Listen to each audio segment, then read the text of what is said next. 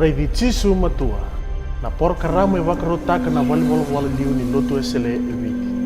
Raici Jisu Matua, ana non ravenga ravi na wala leu ni lotu esele eviti. Peleada ni talona tamanga, ke novena, ke na utama. Amen. Utora sa kanangon na pinakongome o wakautanya na nonda wambula kinapanunu pinaka. Kina nonda vendala ni abu turanga hebiti. Ni sambula pinakasaka na turanga kena maramambalin nonda ponwa. Kuni garabo sa hati ko na tabimbimbi pa kabilutaki. Ena nonda ndala ni puno turanga hebiti. Ni mbula pinakasaka na turanga na presidente ni nonda matintu kina numuni matapupale. Ito rizaka na ngaw na pinakongko manuluto esle. Wakaw to sa kaya ni na wambula kina panunu pinaka na itabimbimbi ko ni katibikina. Nimbula pinaka na turangan ni Lulu ni Matintu, turangan na Prime Minister. Wakaw to sa kaya ni na wambula kina panunu pinaka. Manuluto esle na kung itabimbimbi ko ni karaba. Sa wakaw sa nga na pangambula kinapanu ni pinaka kiwana nonda nga silewu ni lotu eslevi tikirutuma. Erati ko sa may na punua lewu Amerika may California. Na itabi mbimbi era kadibikina. Na boss ya dokobata. Na California Nevada Conference. Nimbula pinakasaka na turang ng kasilewu kinanong ni matapupale. Sa pangambula ka pa ni pinakain na lotu eslevi nila yung grabe na sa itabi. Nimbula pinaka naturangan na ilulu ni waswase, limas nga walo nung da lutu eseleviti kirutuma, kimuni na itaw-tawa, kimuni na nung da ipakatawa, tuirara lebon, nung da leo ni lutu. Wakaw di sa kaya ni nang uno pinakongko na pambula kaya na pandu ni pinaka. E na madawa andua, madawa ni hiway walu tutaki, ang tamayang karawarokin nung itabi.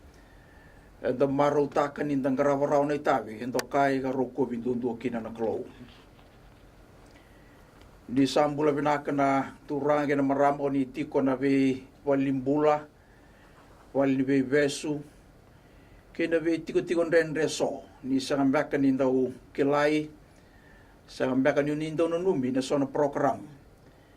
Wakaw da sa kanya lutu esle, na pangambula kina panu ni pinaka, niya do na be sireki kina be bangalawataki. Raw ni Wador be kemuni na klo. Ni taki na ngauna pinakongko. Ni na bosa chigo be kenda na klo ibiti. Na bunimbula ka bunirarama. Kemuni sana nonda leo ni lotu na lotu esle ibiti kerutuma. Tigo sa kay matango ibita na itutuku. Ono numa meu kadibaka gibe kenda. Kawili ka be kenda na itutuku warutaki. Membaleta na nontangaw na pinaka na Raici Jisu Matua. O sana liwa na non raitutu ko na turangan na buni bolelevo non tolotu. Reverend Dr. Epineri Bagondiabosa. Na madawa ni bolotambu. Na itutu ko be kimdo sana turangan na ilunyo swase, na waswase levo Suva. Na waswase ng buwa, na waswase Wesley. Lami kay Suva. Wambau tini saya do tian na besureti na kena tabo di na madawa ni bolotambo. Kana ba do tiko ni singa barwai mayongo ne krus nga bulo ba ni singa di bulo tune. Rono ndolo tini kabito. Erto na tide bakati ko ne song ni tambay bolotambo sa na Bible Society of South Pacific. Kasakirei wa ambimbitu kina non tabito ko na lilu ni matulot ba Kristo. Kada sarnon da bonua. Keira non dai baba ko solo ni loto. And then atay abe may na flea market na dio na kaloga na mataka, ya na mataka ni Singapore wai. Kana belu tagi chu na tay abe ngo na matambay ni Salvation Army. Kina ratu suku na pak. Na bonuan na lai bata barkin on the songoni. Wa dur kina na itutuba baro tagi tu. Kasana baro tagi talanga na wai ni moli gedeti. And the sana sureti bolele bukina. Menda ba andin dinataka na madaw ang bimbi ni Voltampo. Sa nagalitik busa at na songong. e na ratus kuna pak e na tin na kaloko e na mataka. Sa kerei menda adho wale le wiani, menda lagi vei toko ni taka na daga bimbi ni kena tambaki vei ko ya kine bola tampung. Na bosa mbula ni kolo e na nonda vanua ke na Pasifika. Nonda madawa ni bola tambu sana ngai tiki butiko na ikarusa muluka lima ni bulu tune. Kaya dhawayani na ikaruni singa ni bulu chulai. Sa nuitaki na nonda vei masulagi ke na nonda daga bata. E na itabi bimbi sa hongo. Ni karusakan nonda itutuku na turangan na buni bola lima nonda lotu, sila viti. Na babi na pinaka kina tampata ko na buloa. Ina italtala mari kembali, kem dosa kan anggasin lotu na linga ni bengkarabi, kemuni na nonda ibaba koso ya lundina.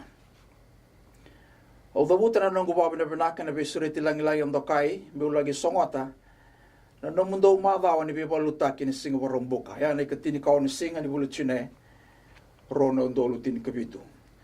Totoka na bengkarabi, totoka na beka kitasara. Uwasivi na kena baru tagi babina na lutu ito utumba. Sa matalau na mata ser totoka ni pon lutu na bloa. Non rawa taratiko kabaga kina, non rawa itabi na itambang wane madarere. Ni kalonga tatiko. Non da ibaba kosu na bloa, katoba limsar na bengarabi. Bagay alwa na nomuni tambadakadaka. Ikatolo sara ni babi na binaka non rana turanga na uni bola lebu non dalotu. Ya na babi na binaka na iwaswasi le bola utoka. Kiwasa na turanga na ilulu ni waswase. Na italtala kalibati rokisi. Kemudosa na italtala ng gasin lotu. Kemuni kita sara na ilulu lotu. Ra tabuta sa katsuga na kabindainday na non ra babi na binaka. Yede kina turanga na buni bola lebu na buni tabi. Lenggarabi na chuchal pak may lotoka. E na lotu ka ba dore na mataka na tini na kaloko. Oson ringi na sokolo. Totoka na kena sere gara maruta ka walew na turanga na buni bola lew. Na itabe lenggarabi. Ka vito ko ni kina. Senga wala kan lotu esele. Era vito ko ni kina na lew ni lotu ba Kristo. Dangin dono na benggarabi. Ni kalunga tasaga na lulu ni waswasi.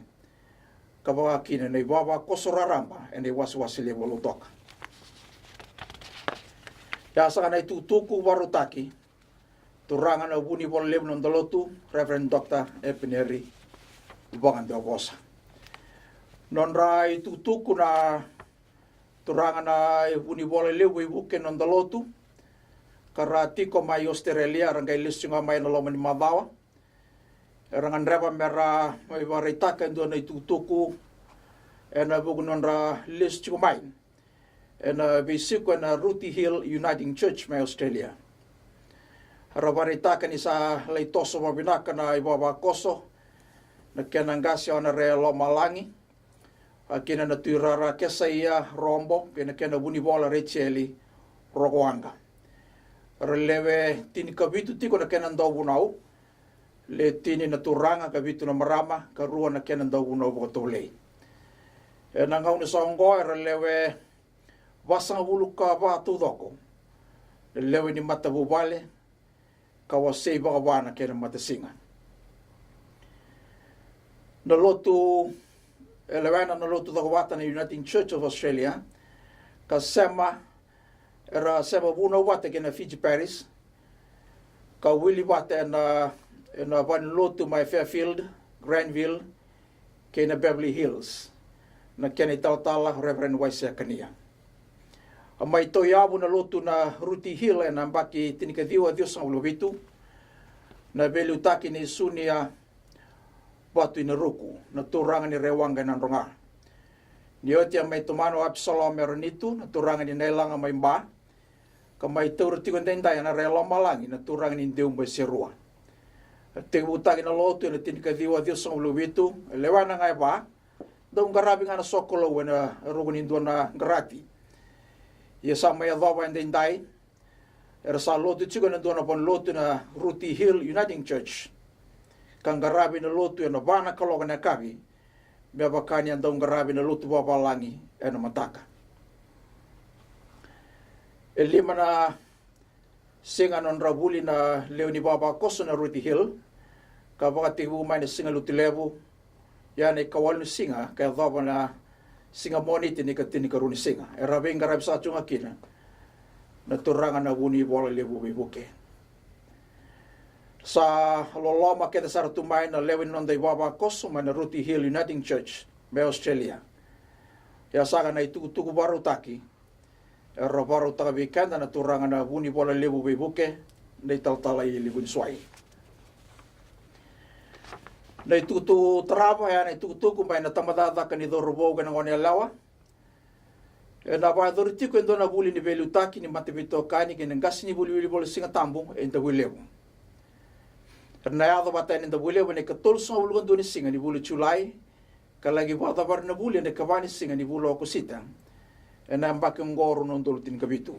Gosa ne waswase ngan revi mertiko na bulungo na waswas bonum balabu divia matuku, totoya, moala, lau, kandabu, koro, waso lomay viti dake, benga rutuma, kay na waso turang e watulele.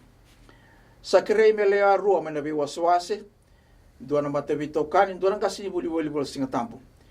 Di waso ko lau, mero letini ko ba, waso lomay viti dake mero tule walu, mana waso kandabu, merotule lima sa keremo ni nangai taka be mama na metebito kani ke ngasi uli singa tambo me le wasu tulunguri sa keremo ni nangai bitar tarmaya na namban telefoni toluwa vitu sai bono ke bakain dona bota taro membaleta na uliongo me udo butatale namban telefoni toluwa vitu sai bono na ituku taraba, ya sanga na ituku, may na liu ni bito ka ni marama, enon day waswasora. Sa kireve kemuni na komiti ni marama, enay waswasora, no muni sota ng bosse kadibi, kanabay dori, enaban lotu, vailaka, enamatay ni chulay, tini na kaloka na mataka. Muni sa kireve muni yadomay liu usanu itaka ni sa matata na itutuku kadibaki liu ni bito ka ni marama enon de waswasora na kami sa talanga ni kuaya warita sa chumayen do na italtal ang gasya ni waswasolo toka enon sa may kadibi na wanda ni turanga Marida Reeves ya sa rabarita kini sa may maruyo talanga na ngonra enama daw sa oti tanuitaka ni somuto na wadengu ina loma ni mata bubale kana visu somi taki sa chunga na kalule bune alo tampo na be maroroi na loma ni mata bubale iwotit sanga ni tutuka na kabendendai wasana turangan ni taltala na tambada ko na selay na waswasyo rewa ni taltala chobili slutu na babu na binakalim sara ena buku ni kena mai songo na madawa ni bibalu tutaki ena kabini singa dendai kamaro taki ni ra oso mai na lewe ni koro mera mai wan din na tabata na bimbi ni madongo se kwa na madawa ni vale sualo na madawa ni kena buno taki de tutu binaka mera wan bulay na nondale ni buno binawali usana turani taltala ke mundo nang gasin lotu ena daga bimbi ni vebo aramataki, ni vebo atisepel taki.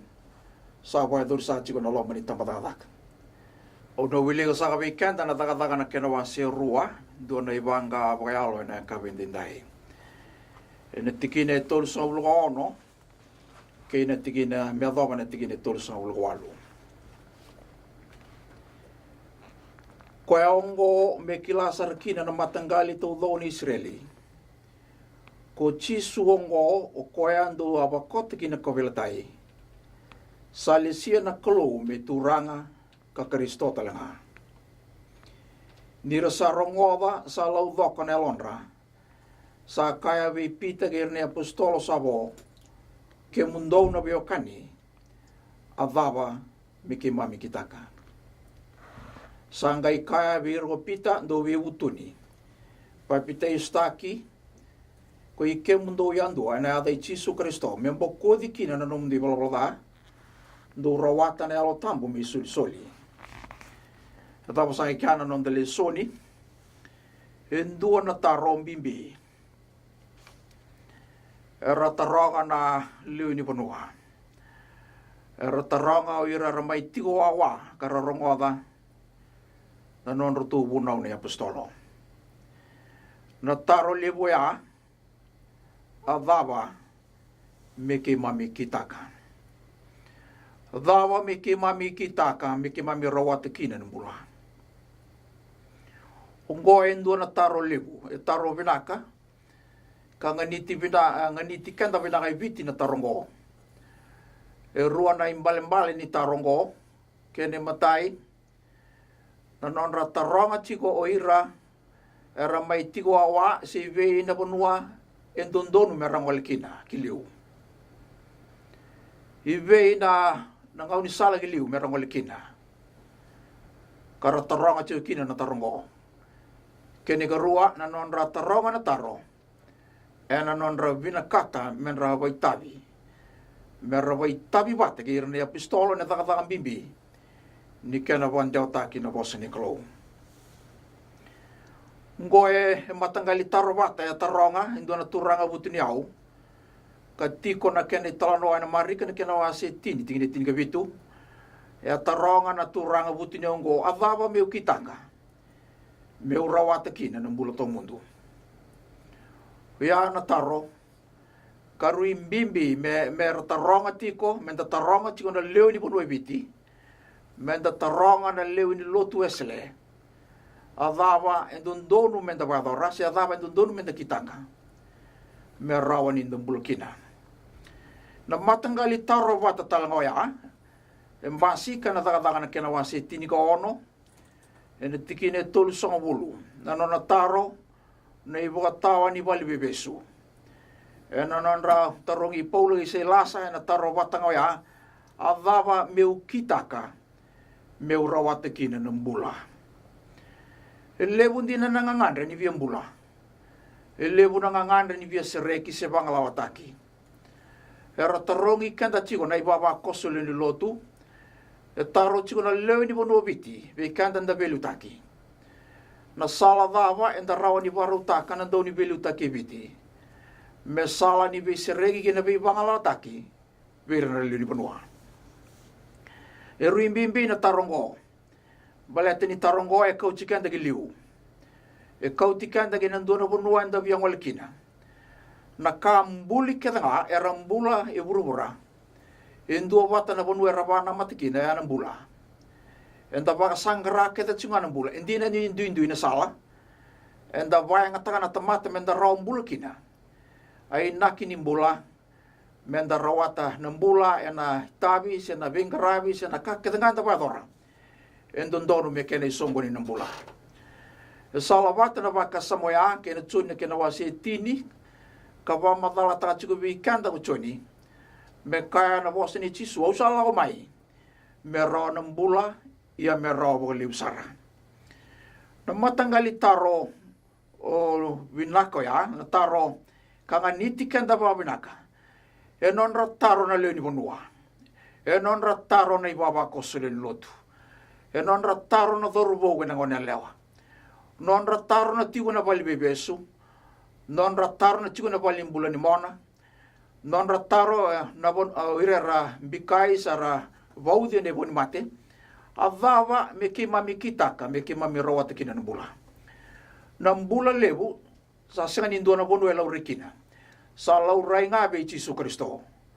Sa ikoyanga ng bulang. O ya anak kaya wakatura ruto ni apostolo. Merto kaya ko Jisu o koya ndo awakota kinakabiltay. Sa ikoyango sa turanga ka Kristo talanga. Sema keda na be ka keda nga be Jisu. Baleta ni tukina ng bulang. Endondonu be kanda na lotu esle rarambay biti. Enda mai watapara na madhaw bimbingo, na madhawa ni vebalutaki. Menda sanga, ena nonda yung nguto dosara, menda sama ve Jisu ndundunga, sa rawa kina ng bula. Enda na sanga ng bula ndundunga, na nonda vong bulay na tamati ang dundunga, sa rawa ni vong bulay kina ng bunua.